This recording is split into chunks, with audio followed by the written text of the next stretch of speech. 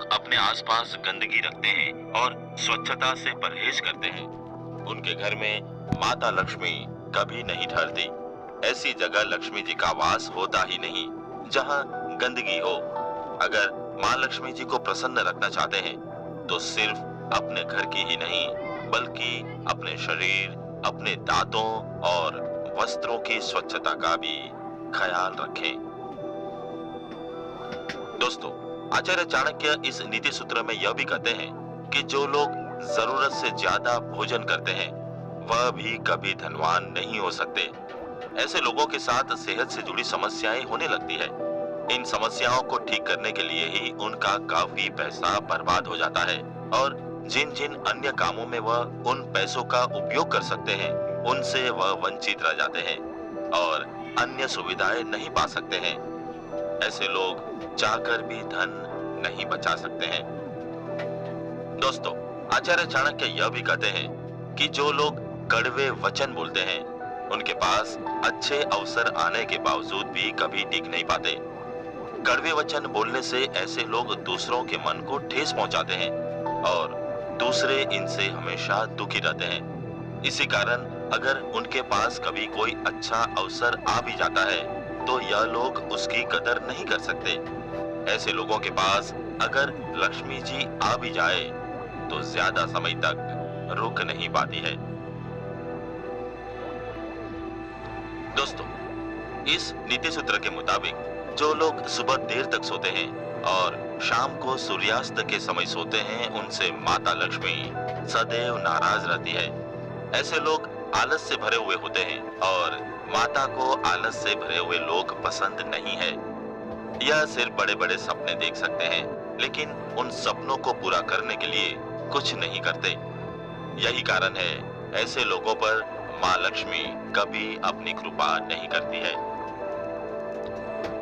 दोस्तों, इस नीति सूत्र में आचार्य चाणक्य यह भी कहते हैं कि अन्याय, धूर्तता और बेईमानी से कमाए हुए पैसे या फिर ऐसे व्यक्ति जो इनका इस्तेमाल करके पैसे कमाते हैं, ऐसे लोगों के पास अगर पैसा आ भी जाए तो टिक नहीं पाता। ऐसे लोग जल्दी ही सब कुछ गंवा देते हैं और पहले जैसे ही हो जाते हैं। इन पर माँ लक्ष्मी की कृपा कभी नहीं होती क्योंकि इनके मन में ही छल, कपट और दूसरों को दुख देने की इच्छा होती है। इसलिए धन को कमाने के लिए हमेशा सही रास्ता चुनना चाहिए और हमेशा याद रखना चाहिए कि कभी भी बेईमानी से कमाया हुआ धन आपको सफलता के रास्ते पर नहीं ले जाएगा। आइए इसके अनुसंधान में एक कहानी सुनते हैं। सालों पहले कृष्णदेवराय दक्षिण भारत के जाने माने विजयनगर राज्य में राज किया करते थे। उनके साम्राज्य में हर कोई खुश था। अक्सर सम्राट कृष्णदेव अपनी प्रजा के हित में फैसला लेने के लिए बुद्धिमान तेनालीराम की राय लिया करते थे। तेनालीराम का दिमाग इतना तेज था कि वो हर मुसीबत का पल भर में समाधान निकाल लेते थे। एक दिन राजा कृष्णदेव राय के दरबार में एक व्यक्ति रोते हुए आया। उसने कहा, महाराज, मेरा नाम नामदेव है। मैं पासी की हवेली में काम करता हूँ। मेरे मालिक ने मेरे साथ धोखा किया है। मुझे न्याय चाहिए। राजा कृष्णदेव ने उससे पूछा कि आखिर उसके साथ क्या हुआ है। नामदेव ने राजा को बताया कि करीब 5 दिन पहले वह अपने मालिक के साथ हवेली से भगवान के मंदिर गया था। तभी काफी तेज आंधी आने लगी। वो दोनों मंदिर के पीछे के हिस्से में कुछ देर के लिए रुक गए। तभी उसकी नजर एक मखमली लाल रंग के कपड़े पर पड़ी। उसने अपने मालिक की इजाजत से उसे उठा लिया और देखा तो उस पोटली के अंदर 2 हीरे थे। महाराज, वो हीरे मंदिर के पीछे वाले हिस्से में गिरे हुए थे, इसलिए कायदे से वो राज्य की संपत्ति थी। लेकिन मेरे मालिक की नीयत हीरे देखकर खराब हो गई। उन्होंने मुझे कहा कि अगर तुम किसी को नहीं बताओगे तो आपस में हम दोनों एक एक हीरा बांट लेते हैं। मेरे मन में भी लालच आ गया, इसलिए मैंने इस बात के लिए हाँ कर दी। हवेली पहुंचते ही मैंने जब मालिक से अपना हीरा मांगा तो उन्होंने उसे देने से मना कर दिया। मैंने सोचा था कि हीरा मिलते ही मैं उसे बेचकर नौकरी छोड़कर खुद का कुछ काम शुरू करूंगा।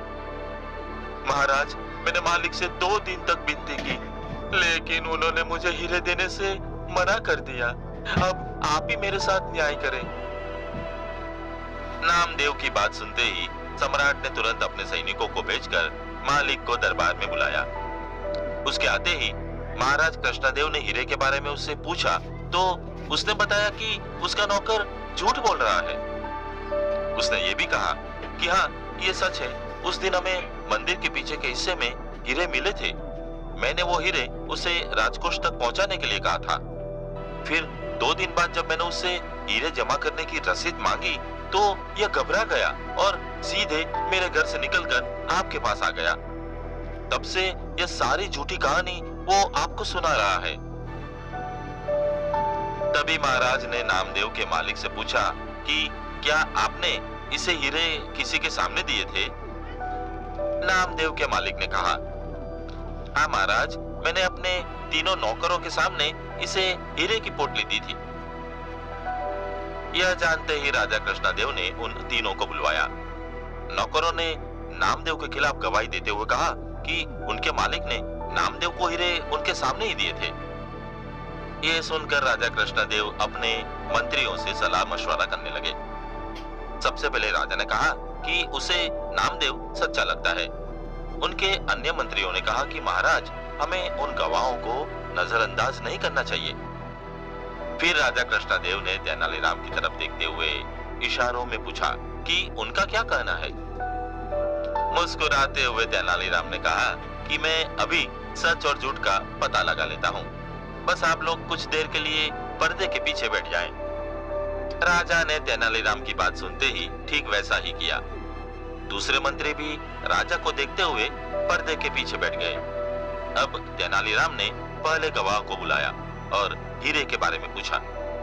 उसने वही पुराना जवाब दिया। फिर तेनालीराम ने कहा कि ये बताओ कि हीरे कैसे दिखते थे? क्या तुम उसका आकार इस कागज पे बना सकते हो? वह गवाह ने कहा कि वो तो एक पोटली में थे, इसीलिए उसे नहीं पता कि वो कैसे दिखते थे। अब तेनालीराम ने दूसरे गवाह को बुलाया और वही सवाल पूछा। दूसरे गवाह ने कहा कि उसने वह दोनों हीरो को देखा था। फिर उसने कुछ अजीब से चित्र बना दिए। फिर तीसरे गवाह की बारी आई। उसने जवाब में कहा हीरे एक कागज में लपटे हुए थे, इसलिए उसने उसे नहीं देखा। पर्दे के पीछे बैठे राजा ने तीनों गवाहों की बातें सुनी थी। सबकी अलग अलग बातों से यह स्पष्ट हो गया था कि नामदेव सच बोल रहा था और उसका मालिक झूठ। तीनों गवाहों को भी समझ में आ गया कि उनका झूठ पकड़ा गया है। सभी ने महाराज के पैर पकड़कर उनसे माफी मांगते हुए कहा कि हमें हमारे मालिक ने झूठ बोलने के लिए मजबूर किया था। हम ऐसा नहीं करते तो वो हमें काम से निकाल देते। राजा ने नामदेव के मालिक को गिरफ्तार करने का हुक्म दिया और उसके घर की तलाशी का आदेश दिया। कुछ देर बाद ही सैनिकों को उसके घर में से हीरे मिल गए। बस फिर क्या था, महाराज ने हीरे जब्त कर लिए और उस पर 3000 स्वर्ण मुद्राओं का जुर्माना लगा दिया। उसमें से राजा ने 1000 स्वर्ण मुद्राएं नामदेव को दे दी।